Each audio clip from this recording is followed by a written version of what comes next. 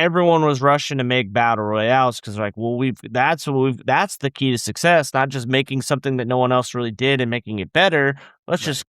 just make Fortnite. I don't know. I don't like that because it's like it's not inspired. It's not like it's like it's kind of like what you're saying in the description here. Sony was trying to make a cash cow. It's like, well, Yeah. make a cash cow that's like worth playing, not just like copying what these other games did. Because why, if you're copying that, then what's gonna draw me to come do it?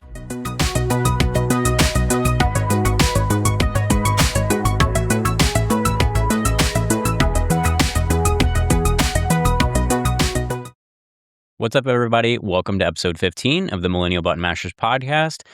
Gavin, how are you doing, my friend? We haven't talked in a couple weeks. Yeah, it's been a minute since last time we recorded. Been doing pretty well overall. Finished my second week of my Pokemon Draft League match. Continued to remain undefeated. We'll see going into the next week. Who's in your lineup, if you can say? Oh, I could say. You see, my squad. Let me pull it up real quick. Your squadron. Yeah, is as follows. Wi-Fi's being slow today. I've got Aerodactyl, Dragapult, Kilowattrel, Ogerpon, Kangaskhan, Gardevoir, Hisuian Typhlosion, Hisuian Arcanine, Farigiraf, Primarina, and then the Pokemon that I'm able to Mega Evolve are Aerodactyl, Kangaskhan, and Gardevoir.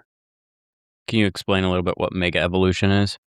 Is it kind of like the crystal thing that was in? It's the crystal thing from. It's like that. It's the gimmick from originally from like X and Y. It's like a separate evolution that's like temporary. It lasts for the whole battle. They gain a bunch of stats. Usually they'll gain a different ability, and it just makes them like harder hitter, makes them faster, whatnot. Nice, cool. Yeah.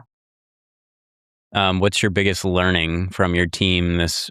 Like with your fantasy Pokemon League, like have you taken anything away? Like, oh, I wish I would have had XYZ Pokemon type. I don't know. I mean, kind of like going into the draft of it, like I didn't really have a plan for what my team was gonna look like. Where I know some people did. I just kind of drafted like I was like, oh, this is like a strong Pokemon here.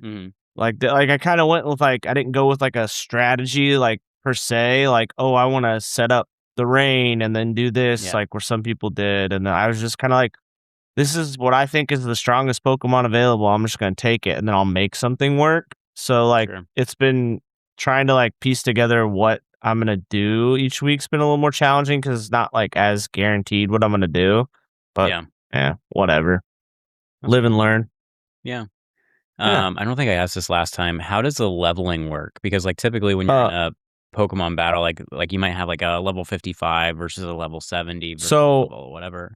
Everything's capped at level 50. So like you're like your stats will be whatever you are at level 50. Okay. But you can like set the moves like whatever. Like if it's a move they can't learn till after 50, you can still learn it. Like stuff like that. And then like it's level 50, it's double battles, so you're throwing out two Pokemon at the same time. And that's where you get into some of the like I have a couple Pokemon that like don't really have any attacking moves, but their whole thing is like one of them has a move called Follow Me, which makes any single target attack go to them. Like it has to like it retargets it. So like you've got like the one that I have is Ogerpon. If I've got an Ogerpon and like a Pikachu and you like want to use a rock move on my Pikachu to kill it, if it's a single target, it'll follow me and then it goes over and hits him instead. So like do you have like supportive Pokemon, more attacking Pokemon, more defensive Pokemon? It's all that kind of stuff. It's interesting. Cool. Yeah.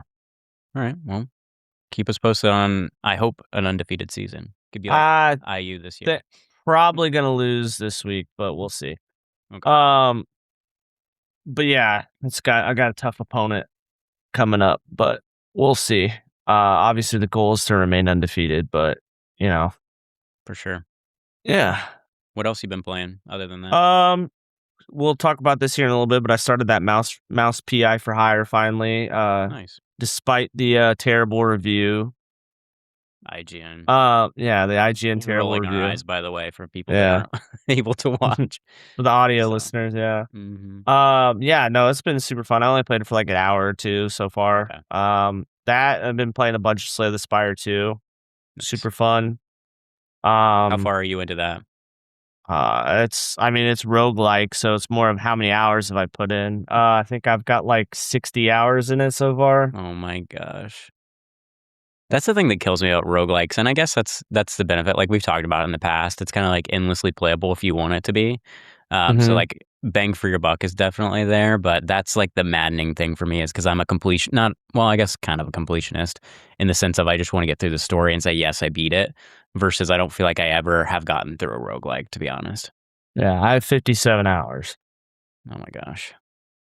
Well, that's very cool. Do you know if it's on mobile? Like, either 1 Not or 2? yet. One is, two's not because it's still technically early access That's on right. Steam. Okay. So it's not. Once it's full release, I imagine it'll get put on mobile, and I'll probably buy it again.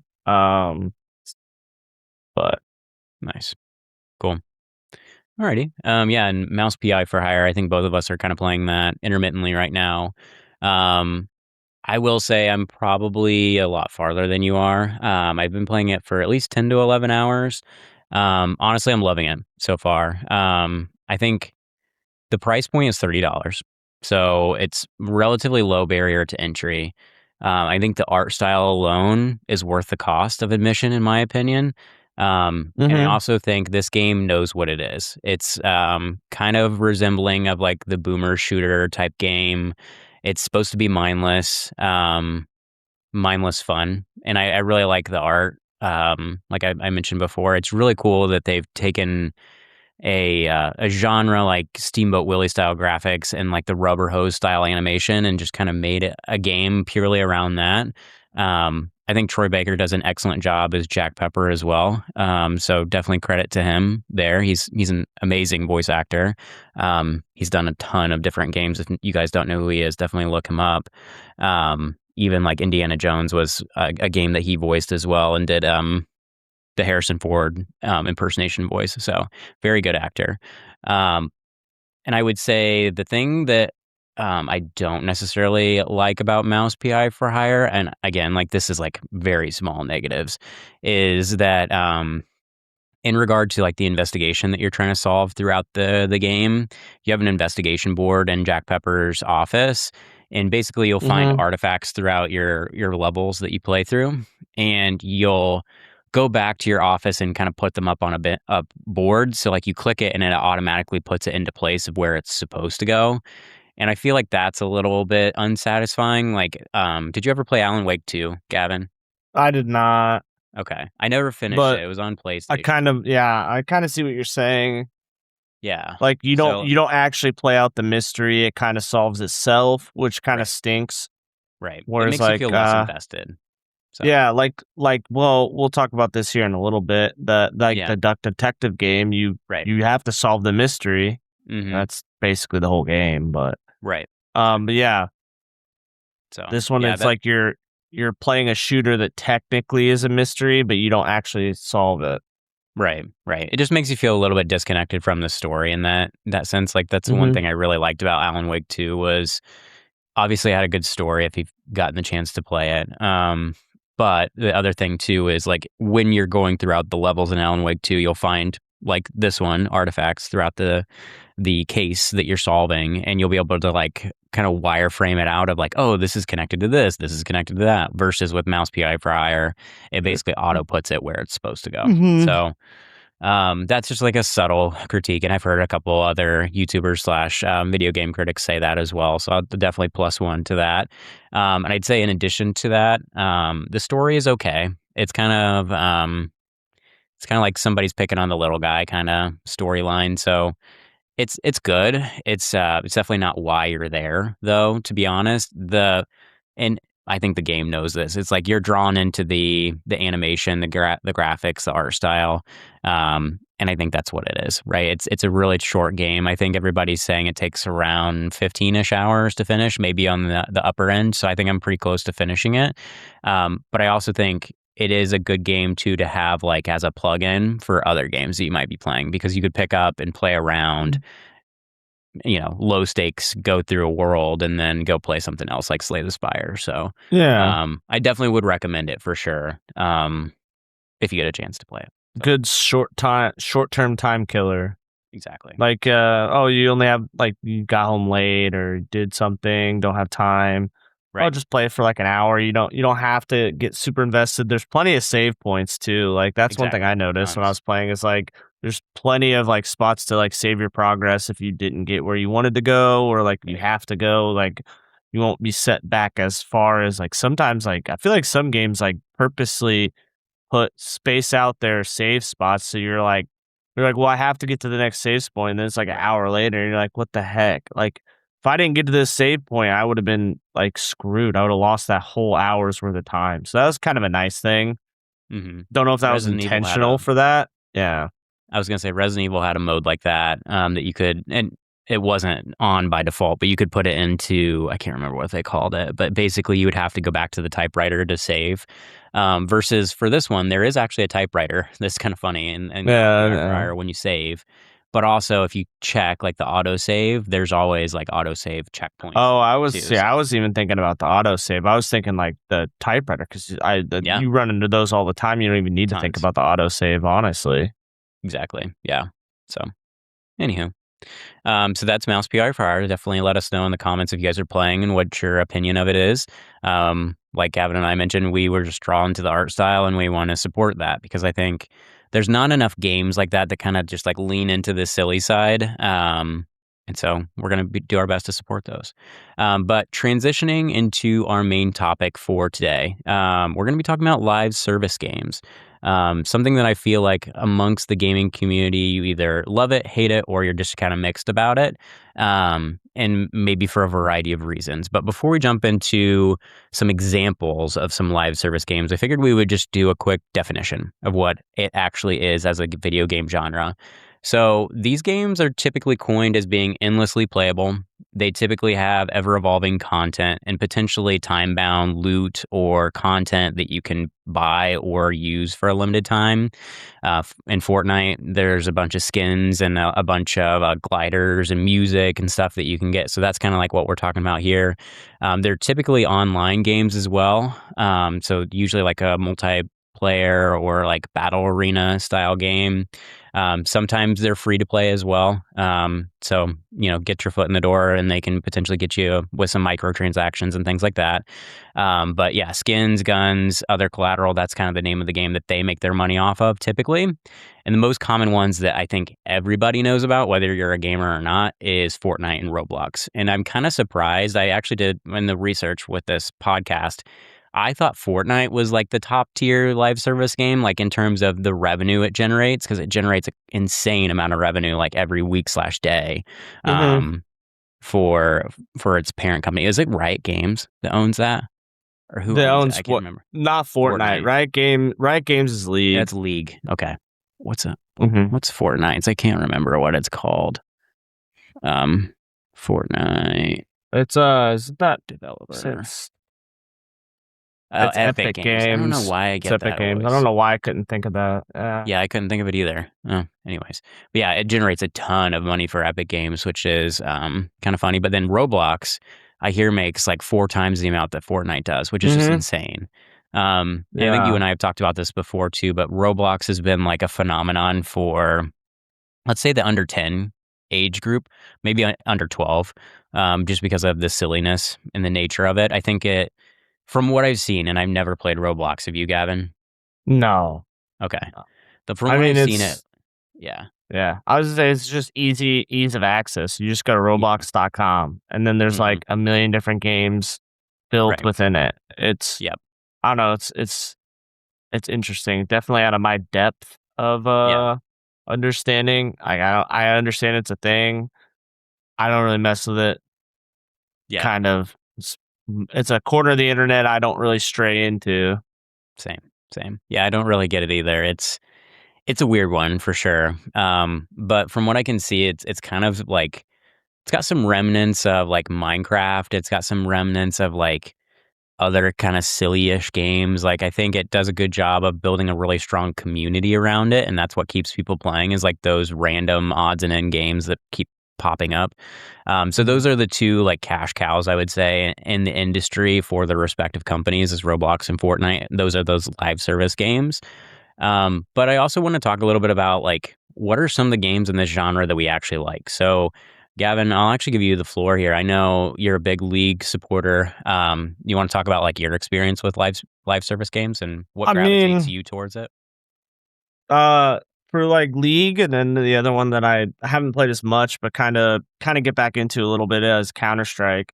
But with League, I don't know. It's kind of the way I utilize it as a live service game. It scratches that competitive itch Sure. because you're 5v5 team, building with a team, trying to fight and kill the other team, destroy their base. Yep. It's the whole base, like boiled down. That's what you're trying to do. Like it's 5v5, work together to Yep. try to kill the other team's base. Obviously, there's about a million intricacies that are held within that game, but that's what it's boiled down to. His thing, and it helps, like, because I still like being competitive every now and again. Yeah. Solo competitive stuff is just not as fun for me. I like being on a team, like Yeah. being like part of that kind of aspect. Similar with Mhm. Counter Strike. Same idea. I do think Counter Strike is more of a viewer friendly game. Sure. Like if you like spectator friendly, like if you Yeah. watch a match of Counter Strike, you can kind of tell what's going on without having to know like tiny little interactions. Right. Um, And I think that's mostly due to the perspective of the game, right? Like uh, League, you're kind perspective of zoomed and out a little bit versus Counter Strike. When you watch, usually it pivots between individual player views, doesn't it? I think Usually. I think it, yeah, you're watching the perspective of like the player playing, but I think it's Yeah. more of the concept. Like it's easy to understand that I am pointing a gun at you and pulling the trigger and shooting, that Yeah. kills you. It's the base concept is kind of easy to explain. Where League, I'm a giant crocodile that's a sand god that can press my ultimate ability, grow in my size and gain fury bar, or Yeah. I'm a I'm a sheriff with a gun that every fifth time I auto attack, it does an extra damage. Like, there's a lot of like small little detail type stuff that like Hmm. you don't just see. You can't just like as a spectator, because I know I've sent you the streams before. It's like you don't know what you're watching Yeah. Right. because you like there's so many different interactions going on. Well, conversely, if I sent you a stream of like a Counter Strike match, you would know what's going on. There's a Totally. attacking team, a defending team. They're trying to Yep. shoot each other, and they have grenades. Like Pretty simple. there's obviously a lot more to it than that, but you can like not know what's going on, watch it, see that's what's happening, and like, oh, this is cool. Whereas Right. League, you kind of have to have a little bit of background info and kind of need to know what's going on to like properly watch it, I guess. Right. Right. No, I agree. So And I'm yeah, wondering too, like just speaking out loud with Counter Strike specifically, I wonder I wonder if Counter Strike is a little bit more viewer friendly because a lot of people have played Call of Duty over the years, or they've played Mm. Medal of Honor, or they've played some kind of first person I shooter, so it's mean, a little bit more relatable. What do you I think? mean, Counter Strike itself has been around for 30 years. Like Right. it's yeah, so like Long standing for sure. I'm just it's saying in terms of like viewer accessibility. I don't know. I think it's just because it's easier to understand. Like just specifically between those two games, it's easier to Yeah, yeah, understand what's going on. Like I think sure. that's also part of it. Because like when you watch like professional League of Legends, like and stuff, the commentators do a really good job of explaining what's going on. So like you can kind of pick up on it if you watch it enough. Yeah. But like you still kind of have to know what stuff does, like, and there's also like 170 different characters, so that I was doesn't gonna say help the barrier to either. entry is pretty high from my Yeah, it experience, but and then well, there's a high like knowledge floor, but there's also like a super high ceiling to it's crazy. Like yeah, the learning curve is insane, and but the floor with which you need to start to play the game is also high. yeah, And it is kind of unfriendly to newer players in that aspect, which kind of sucks. But Yeah. Yeah. yeah, whereas I mean Counter-Strike, while it does have some of the, some toxic people that play the game in general, it's not really like the barrier to entry is like, well, you just gotta have to aim good and you have to be able to shoot people, and that's the barrier to entry, and then you just get better at that, and then you learn how to do grenades, then you learn how to do like executes and like perfectly time your stuff, and then yeah, it kind of snowballs a lot faster. Where League, you got to learn a lot of little stuff. Sure. But as far as, like, live service, besides, like, because obviously you're playing online and you need to have that stable connection. They Right. did both games have a pretty good job of, like, making Good sure that, like, servers. yeah, good servers. I mean, every once in a while, Riot gets their servers attacked because people are crazy. Mm. Um, and then, like, both League and Counter-Strike have, like, their loot crate type thing, like, you can Yeah. buy skins for League, and you can buy the cases, which is a whole, like that's a whole episode. We could probably do a whole episode on just talking about the craziness with the skin marketplace on Mhm. Counter-Strike with knives and Oh, I've seen it. knives It's and wild. gloves. Well, not to get too far into it, but randomly last year they basically uh Steam or like Valve, the creators decided to randomly plummet the market overnight for no reason when they made it so you can craft knives, which had never been done before. And it literally took like maybe I'm being a little exaggeratory when I say this, but I want to say it took like $1 billion out of the market, like the out of the skin market, because all of the trading and stuff was done on third party sites. It's not actually done through Steam. It's done through Oh, yeah, I've websites seen and all that. that Yeah, stuff, yeah. which Mhm. is why Valve doesn't give a shit. Like they Right. they literally that's why they're like, yeah, we're just gonna make a patch and it's gonna completely ruin the economy of this entire ecosystem, but we don't care because it's not like they didn't lose the money. Like it's No. all these other websites like the skin gambling websites and all the skin trading websites. Cause like basically how those work is you sign up for your account, you link it to PayPal or whatever, and if I'm buying a skin from you, I give you the money on PayPal, and then you trade it to me in game for Mhm. free, but the money in exchange hands off site. Right. So It's crazy. yeah. Wow. Whoa. Yeah, and then you've got a couple that you've played a little bit of as well. Yeah. Yeah. I would say the main one, that I've played is obviously Fortnite, and before everybody beats me up in the comments for playing Fortnite, and not a real gamer if you play Fortnite. The biggest thing with Fortnite for me is it's a Mhm. free to play game, right? Um, and so my college buddies and I want to say like it probably came out my senior year of college or something like that. So we all played it in college. It was an easily accessible game. All of us had Xboxes at the time. It's free to play. Mhm. So you can basically spend money if you want to, but it's not necessarily a requirement. And so carrying through to our adult years, like we're all at different stages in our lives. Some of them have kids, some of them don't, some of them just got married, some of them like we're just all in different spots. So the one thing I appreciate about Fortnite is it's easily accessible, obviously free to play. It's relatively familiar in the sense that it's just like a third person shooter. Um, as long as you don't play like in build mode or whatever the extreme ones Mhm. are. Um, and I would say too, because we play so infrequently, it's not something that we take super seriously. Like we just kind of jump on and we'll play for a couple hours, do some random shit, try to do like a battle royale or two. And, like, we just chit chat, catch up while we do it. So, like, I appreciate Fortnite for the fact that it is, again, easily accessible. It's silly, and I like the fact too that it's got, like, seasons to it as well. Like, the season that I really liked was when it was, like, Avatar: The Last Airbender with, like, the abilities you got to pick up, like, water and, like, earth bending and all this stuff. So, it's really cool. Um, and I think they're doing something similar now, but they also did anybody that knows me really well, Greek mythology is my my thing. And they also did kind of like gods and goddesses kind of thing, which was pretty neat too. So anywho, that's my exposure. I also listed Call of Duty because they also had like Call of Duty, what's it called? Shoot, I'm misplacing the name. Doesn't matter. But also kind of including Call of Duty there too. But again, same reason. Oh, you're talking about the mostly just to battle, play. right? The Call of Duty. Yeah, whatever the Battle Royale version is. I can't remember what it's called. War something. Warzone. Warzone, that's it. Call of Duty Warzone, which I only played a little bit of. Which is, I mean, it's just Fortnite with Call of Duty skin. Exactly. Like, I don't know. Same thing.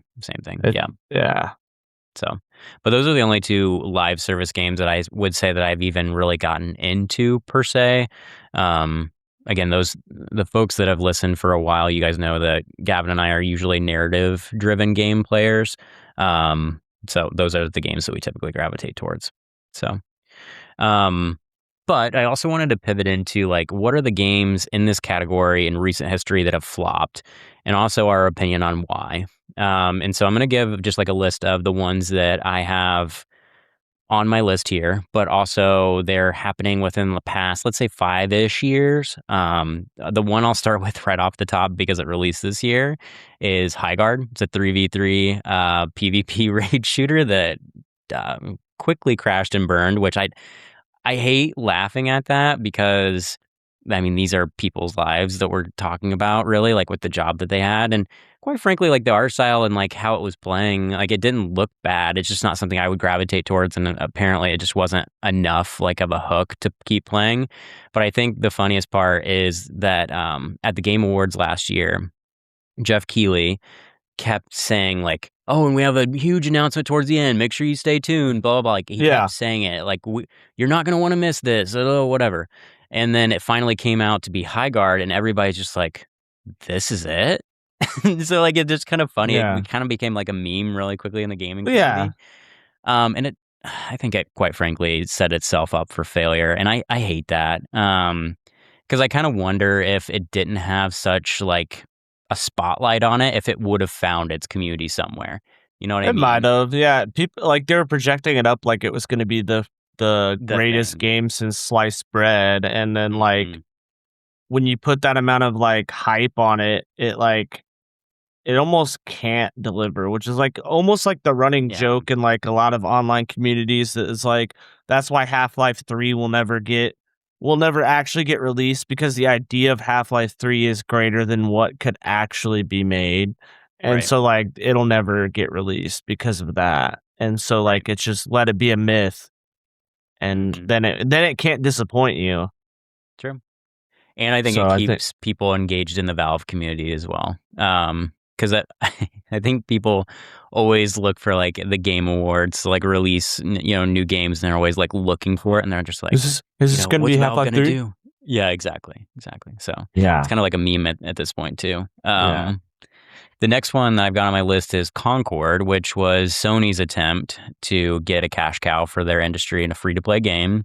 And as many of you know, that's not even a game that you can go on and buy anymore because they delisted it. And they quickly distributed refunds on that one as well. So kind of sad. Yeah, it just didn't have anything compelling to it. I think the concurrent player list or players was just never high enough to constitute keeping it, which is kind of sad, but it is what it is. And then the last one I had on my list was Suicide Squad Killed the Justice League. I think this one's pretty infamous in this category too, because they did commit to like the seasons that they wanted to roll out. Like, they're very committed to keeping that alive, and I do give them credit for doing that. But those that aren't aware, this is the infamous creators of the fantastic Batman Arkham series. And shout out to Arkham Asylum. I'm actually playing that on the side as well, casually. But that's probably my favorite game that I've played within that series currently. And they tried they tried their hand at creating a playable game using the, let's say, super recognizable IP of Batman and the sub characters. It just didn't necessarily work. So, which is sad. But did you play any of those games, Gavin? Like, obviously not High Guard, but Concord or Suicide Squad? No, I did not. Luckily, I was thinking about the Suicide Squad game, and luckily, I was like, I'll wait for some reviews to come out, and then some of the reviews came out that it was like hot dog water and like the worst thing to happen in the history of the world and like all this kind of stuff. And I was like, oh, if it really is that bad, I'm glad I didn't spend the $60 or whatever, like because it wasn't even free too No, it initially. wasn't. That's what's even crazier, but Right. Yeah. That's the crazy thing. And I think if I look at all of these three, each of them kind of hyped themselves up in one shape or form, and then it just kind of just didn't meet expectations of consumers. And I think a lot of gamers are kind of burnt out in this, or you've already found a live service game that you do gravitate towards already. So like you already have, the loyalists of Fortnite. You already have the loyalists of like WoW and League of Legends, and you also have like I'm kind of loyalist to Counter-Strike, and like those games have been around for so long that they've got the community to back it, and those people aren't moving off and finding anything new. And if they are, it's not necessarily another live service game. Like they've already got that kind of down pat, is my opinion. But do you have any other opinion, Gavin, on that? I mean, I don't know. I feel like it's games have almost become cyclical. Like Yeah. if you look at it, like one type of game pops off and then everyone rushes to try to recreate the same thing and it doesn't quite hit the same and then it dies and then like someone makes a new kind of game and then like the cycle kind of just goes over. Like with the whole like Battle Royale. Like Fortnite wasn't the first one, but it was the first one that was like the big one because you had like PUBG, stuff like that. But Fortnite was the first like, oh man, this is crazy. So then everyone was rushing to make battle royales because like, well, that's the key to success, not just making something that no one else really did and making it better. Let's just make Fortnite. Let's make our version of Fortnite. Right. And it, I don't know. I don't like that because it's like it's not inspired. It's not like it's like it's kind of like what you're saying in the description here. Sony was trying to make a cash cow. It's like, well, make a cash cow that's like worth playing, not just like copying what these other games did. Because why, if you're copying that, then what's gonna draw me to come do it? Like, why am I gonna watch this over that when or play rather, not watch? But why would I play this over that when I already know what this is? Like, I don't need to venture off into this unknown territory of a game that could be better, but maybe not when I already like this game. Exactly. Yeah, no, I agree. I think that's a natural transition though to like, what are the ones that have succeeded in recent history? Yeah. So, I mean, I feel like you've got a couple listed here. Yeah. I do like. I thought my Marvel Rivals was pretty successful just because it kind of did like let's be real, it was a cash grab, but like it did it almost in the right way because like they took a game that people were liking but were starting to get frustrated with in Overwatch because Overwatch was like shooting itself in the foot constantly. Bad release of Overwatch 2, all this other stuff. It took the core. It took like the core of Overwatch that people loved, and then added Marvel characters. Like there was a similar game that came out around the same time that was like kind of the same vibe, but it was all around characters that people didn't know or care about. And then I think the reason Marvel Rivals was the one that was truly successful is because everyone knows Spider-Man, everyone knows Iron Man. So like the barrier, almost like barrier to entry, but like the requirement for you to stay hooked, you don't have to get reinvested in new characters that you know nothing about. You get to run around as Black Panther and go mess people up and like fight. You can run around as Punisher, Shang-Chi, like Iron Fist, all these like classic Marvel characters that everyone loves, like, and even like new ones. Like they created one just for this, Luna. Yep. She was a completely original character. She is now a Marvel character, but was originally created for Marvel Rivals. And like I think that's the way you kind of need to do it if you want to. If you're not creating a new type of game and you're wanting to like recycle almost like, oh, I want our Fortnite. Well, take it and then get the rights to a beloved IP already and then like merge them. Like I think that's part of the reason Fortnite's so crazy successful is they keep doing all these different promotions with other brands. Like they had a League of Legends Yep. one for Arcane. They've done Marvel. They've done uh K-pop Demon Hunters. They've done Sabrina Carpenter. They've done like literally They you always stay name it. relevant. You name it, there's probably been a Fortnite collaboration with it. And like there's the stuff still in the game, there, like Rick and Morty, like all that Yep. crap. And I think that's part of the like reason it's so popular is because of that. Like, they even did a freaking King of the Hill one. Like, you can run around shooting and play Fortnite as Hank Hill. Yep. Like, I don't know. I think that's part of the reason it stays relevant is it, like, leans into that goofiness and, like, it keeps the pop culture in it, like, pop culture hold by, like, getting all these collaborations. Yeah. There's some kind of hook that's relevant, not just something that's getting beaten into the ground. It's just like, oh, okay, I'm gonna move on. It's a good way of like staying fresh. And Yeah. honestly, too, one of the things that probably does well as well is, let's say you're not a huge fan of this season. Well, the season's only, let's say, a month long or whatever it is. Then another season comes along and you're like, oh, well, I like that season. I'm going to jump back in and play because it's a recognizable character that I like or whatever. Like, Yeah. kind of like I did with like Avatar The Last Airbender. Like, I probably wouldn't have played as much without that. That was the hook for me. Yeah. So yeah, but I agree with the Marvel Rivals thing too. I think you're spot on. Like they're recognizable characters. It wasn't something you have to relearn. All of them had unique capabilities that made sense for who they were as Yeah. characters. So like, absolutely agree.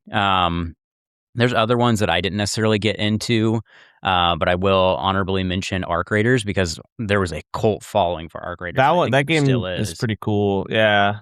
Have you played? I've not played, but I know quite a few people that have. It's Yeah. an extraction shooter. Yeah. Basically, it's kind of like a roguelite in a way, like because every time you drop in, it's you're starting off like on a map differently, but you're multiplayer on it, and you can roll in with your squadron, and like you can run up on people, and you kind of have to play the almost like political game of like, do you want to fight these guys right now, or like, no, our loot's not good enough right now, or Gear you up, don't want to yeah. lose, or you don't want to lose your gun that you brought in. Like you brought in like a really hard gun that took you hours to get. And you don't want to risk losing it right away, or you could do the strategy of one of my friends. He's just like permafights only, and like he'll pretend like yeah, guys, like we're totally not gonna fight here. And as soon as they turn their back, he just shoots them in the head, like Oh my god. every time too. And it's like the funny thing about the game is it can tell how like aggressive you're fighting, so like it just starts throwing you into lobbies where everyone's like that Oh because wow. they kind of like it almost like polices itself that way because it's like, oh, we're in an aggro lobby, we need to chill for a while, like you need to like die fast and then like go in with a free loadout and die quickly so that way you can like reset to like normal lobby and then like, okay, let's be chill, like we're just trying to get good loot, let's get in, get out, we don't need to fight. Yeah, Yeah. for sure. Yeah, the other extraction shooter that I had on my list that has done pretty well, same thing, Helldivers. So I think the only thing that's different about Helldivers, and again, I haven't played it myself, but it seems like it's I think it's a revitalization of like an old IP. And then it's basically like you're killing aliens and stuff with friends. So like it's got that hook for like the fun factor, always Mhm. being there. I don't know if let's actually look like what their concurrent player account is right now because I honestly don't know if it's still popping off. And it was not a full price game either. It was based off this $40, which I commend. Like I 100% understand that these developers need to make money. Like that's definitely why you're in business. But yeah, actually, it's interesting. Now the recent reviews are mixed, which is kind of surprising. So, anywho, let us know in the comments if you guys have played Marvel Rivals or Helldivers or Arc Raiders too. We'd love to hear from you guys in terms of what your experience has been like with each of those games and kind of like what's the hook that keeps you coming back. We'd love to hear that. But let's pivot into why we think they are or are not successful. I have a couple ideas here listed out, Gavin, too. Like, feel free to jump in, but we'll start with why I think they're not successful. I think some of the time it's like the loot boxes, like the historic, Battlefront memes that kept happening, where you would spend endless amounts of money on these loot boxes and you'd get like nothing in them. But there's like that gambling factor of like, well, you never know what you're gonna get. You See, might get a really good thing, and like that's kind of a I pain. I think that's why they're not and why they are. I think it does both. Like it is partially why they're successful and partially why they're not. You Because have to do it right, I if the think. gambling, because like sometimes they can't call it a gambling mechanic, but let's be Oh, they real, it's a can't. They're not gambling mechanic. allowed. Not in the Well, UK. yeah, Well, not in the yeah, it UK/Canada. depends. Yeah. Like, so they have to like. There's been a lot of regulations that have come out with it. Like, it has to give you you have to have the listed odds of everything that you can get in it, and like Yeah. actually show you the percentage chance of you getting the stuff and like all that kind of stuff. But like part of that like is an allure and like a lure in and why they have been successful. Yeah. And then which is not necessarily good. It doesn't make it a Right. good thing. It's partially why they're successful. Like, look at the case. Like, you can like cases in CS. Like, you can probably go on Twitch right now and go to Counter Strike, and you could watch someone. I guarantee you, there's someone streaming that's in the top 5 streamers right now on like that's showing on there the viewers, and they're not even playing the game. They're literally just opening Doing loot. cases. Like, Yeah, they're literally for just sure. opening cases and just burning money. And then, Right. like, well, you hit that knife and it could all be worth it. You get a $10,000 knife or, Mhm. and it's like crazy. This is And wild. yeah, which is wild. Yeah. Yeah, But, but I do agree that it's part of the reason, like, when executed very poorly, it can be like, it can lead to it not being successful. But sure. I think it's one of those weird cases where it's both a reason why Can they're flip-flop. successful and unsuccessful. It's like Sure. it could be a good um it could be an additive or a drawback on how your game runs, Right. depending on how you execute on it. For sure. Yep. I think in tandem to that, I had pay to play on the list here too, because there's a lot of live service games where you can play it for free, sure. But if you pay $10, $15 or whatever, you might get like this super powered gun that makes it super easy to play. Yeah. And especially in a PvP style game, like that's annoying. Yeah. Um, so that's Any where I'm at game there too. any game that where it feels like you have to pay to win Mhm. instantly turns people off. Like Right. Rightfully so. that's when people, I don't know if you're familiar with the term whaling. That's when, Mm-mm. like, whaling becomes prevalent because, like, basically whaling is, like, when people that have a giant disposable income, they're just the best in the game because I dropped $10,000 like it's Because they can nothing to. afford to be good. Yeah, because Yeah. like, I don't have to do all this, like, grinding and experience thing. I'm just gonna pay the money. I just, like Right.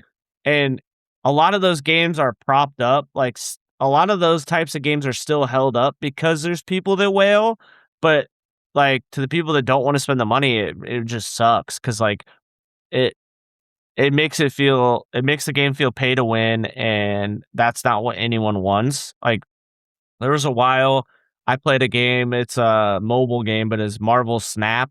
It was like a Oh yeah. Marvel Hmm. card game, and one of the reasons I stopped playing is because, like, you had to have the battle pass. It was like $10 a month for the battle pass. So you basically had to pay $10 a month to play the game. Like, you didn't have to pay to play it, but every month on the battle pass, they would have new cards that would come out, and the easiest, fastest way to get them was on the battle pass. And then if you did Hmm. like, it would become the standard deck or the meta deck would include a bunch of those cards. So like, if you didn't pay for the battle pass, you would fall behind, and like, it would Yeah. take 10 times longer to grind and get those cards. And like, I kind of stopped playing because I was like, man, I'm paying $120 a year to play this game. And like, On your it's a mobile fun phone. game on your mobile phone. Well, it was a great work poop game, while you're gonna take a poop at work, you just play the game. But it just wasn't worth paying that money anymore. No, I So, hear you. yeah. So I'm sure if I got on now, I'd like they're probably it's been so long, they'd probably give me some like comeback. Oh yeah, welcome back. Here's a bunch of stuff. And it's like, well, Or here's a couple months free or whatever to come yeah, in. exactly. Yeah, Yeah. but anyways, yeah. The only other thing that I had listed on the things that make it not so successful, I think, is unsatisfying gameplay loops, which we've kind of talked about with like High Guard specifically. Like again, and I haven't played it myself. It's obviously delisted now, but from what I heard, is there was something there, but the gameplay loop just wasn't funny. It wasn't fun enough to Or keep people funny. playing or funny. So yeah. But let's transition into why they are successful. Um, I'll actually let you take one stab at this, Gavin, if you want. If Yeah. you have anything I that, think like, from your perspective, makes it successful. definitely, like, I mean, cosmetics in the game, especially when Yeah, they're not fun when ones. they don't when they don't make the game inherently easier to play for you, Yeah, are great. Like, I'm still a sucker for them in a lot of games. Like, who doesn't like a lot of wanna people are. play as, like, Marvel Rivals specifically? Like, who doesn't wanna play as, like, a blinged out, like, Venom or, like, Mhm. Scarlet Witch, but, like, a sick ass outfit on? Right. It just looks cooler, and when you look cooler, you're having more fun because, the old adage, "Look good, feel Yeah, good, play play good. good." Yeah.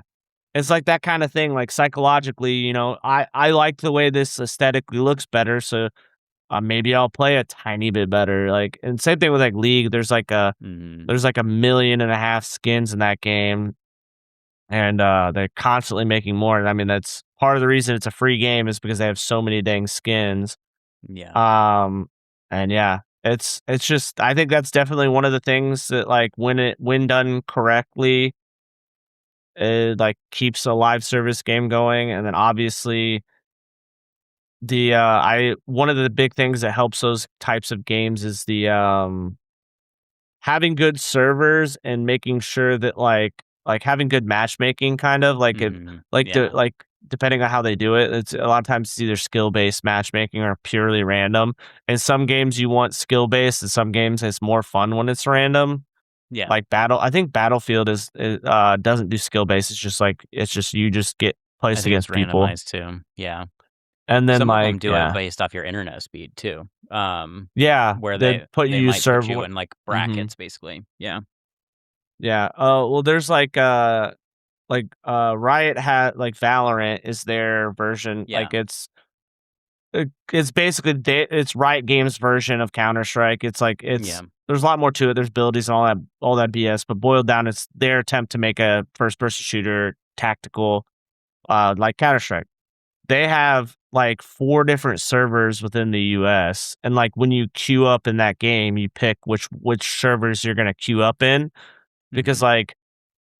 there's, North America East, Central, South, and West, depending on, the area, and it tells Yeah. you what your ping to each is, so that way you know, What your you're not gonna latency will get be. yeah, what your latency will be, and you're not gonna get someone playing from freaking the middle of California playing with somebody that's on the East Coast, and it's, trying to figure out how to make the game as smooth as possible. Right. I agree. I think the only thing I would say additive to that, in terms of what makes these games successful in my eyes, is I think, and this is kind of my feeling towards Fortnite at least, is like the ability for them to constantly be changing. So like to me, the barrier to entry is a little bit lower in that sense. Like when a new season comes out, people are still trying to figure out the new That could make mechanics of like sense. these new Mhm. characters that they released, or the cosmetics are there like we've mentioned before. I think also the social experiences so that your friends can jump in and have fun with you is also a big proponent of that. So like I Mhm. think accessibility from that front, like where you can play solo if you want, but you can also play with up to 4 or whatever it is. Like I think that also Mhm. is a good adage that a lot of these games do to be successful too. That's Um, fair. yeah. Anything else we want to cover though, Gavin, in terms of like live service? Otherwise, we can move on to I video game book think club. yeah, I think we covered it pretty well.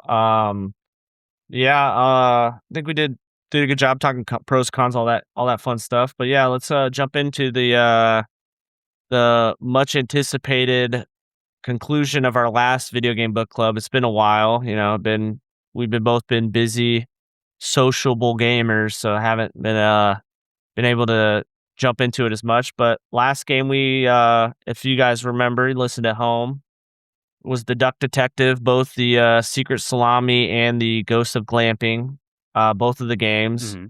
Dylan, did you have a chance to play both of them? You get them both knocked Not out? both of them.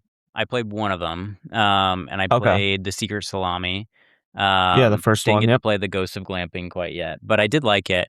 I was kind of surprised at how hard some of the clues were to find. Mm-hmm. That kind of took me by surprise because especially like I'll actually bring it up on my screen. That way we have like a backdrop for talking about it. But you look at this game and it's so cutesy and like cool art style, and it kind of looks like I don't know, like it should be easier, I guess. But like I had kind of a tough time in solving some of Yeah. the things, which I I was was surprised about. I was trying to think of like an aesthetic to compare it to. It looks like you remember like when we were like real little, you would have those like sticker books where it had like stickers, but Hmm. they weren't like Yeah, full on stickers. They were like little vinyl and little cutouts.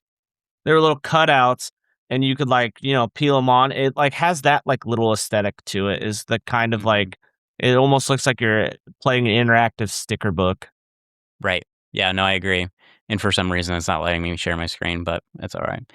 Anyways, we'll put it in the show notes if anybody's interested and wants to Yeah. take a look. But yeah, sticker book is definitely the graphics style. So, Mm-hmm. but yeah, it was very fun. I think I need to be in the mood for playing the second one, so I haven't played it quite yet, but I'm definitely interested. And I think the voice acting is cute in it as well, just coming from a fellow voice actor. So, Yeah. anyways, Yeah. I thought they did a good job of like when I first like brought it into the book club, the idea is like it's a super, relatively cheap. I think it's like $10, 10, 12 yeah, bucks. you can Not buy on both of them for sale. like 20, I think. Yeah, Yeah. And it gets you a couple hours. It's a cute little story. It's a fun like, one weekend kind of game that like you get totally, your game. Yeah, you get your juice out of it. for sure. Cool. What's Yeah, the next and title we're gonna be playing? next one is one that I actually haven't played, but I've had in my Steam library for a while, so this is a good excuse to try it. It is called Guacamelee, the Super Turbo Championship Edition, which is like a Game of the Year type edition, so it has all the stuff in it. It's about $15. Came out way back in 2014. By Drinkbox Studios, pretty small indie studio. It's a Metroidvania style action platformer game where you're like a luchador, and it looks like you're running through. Um, you're like running through the streets fighting like almost like a beat 'em up Metroidvania style game where That's you're cool. like fighting, beating up little levels, leveling up, and all that stuff. And I haven't played it yet. And was kind of in preparation for this, was looking through my Steam library, and I'm like, huh, I've always like heard good things about this game. I've just never actually dedicated to it. So let's just throw it in the book club so that way I have to. Yeah, for sure. So No, it's nice. And the crazy thing is, at least from the one I'm looking at, released in 2014. Is that the correct one? yeah, the Super Turbo Championship Edition Yep. Yep. is that That's the one. one. Cool. No, Yeah. it does look interesting, especially from like you mentioned the art style. Definitely reminiscent of like that luchador slash like what do I want to say? Um, Latin America style art. Hmm. So very cool. Yeah, and apparently it has a lot of pop culture references in it, Mm, from what I understand. nice. It's got a lot of those in them. Nice. All right, awesome. Well, I think we can close out today's episode. Thanks Yeah. everyone for listening, watching, wherever you are. Please make sure to drop us a comment. We would love to hear your feedback or any ideas for future episodes as well, if you got any. It just helps us grow the channel as well as you comment, like and subscribe for more. Please share with a friend too. I know we make this call to action every single episode, but as mentioned, Gavin and I are trying our best to create a positive community on the internet around games that we love. So if you like that, if you like what we're doing, please support us. And those are ways that you can do it with, no monetary value associated to them. So again, we'd love to hear your feedback in the comments or anything like that. And until next time, everyone, stay safe.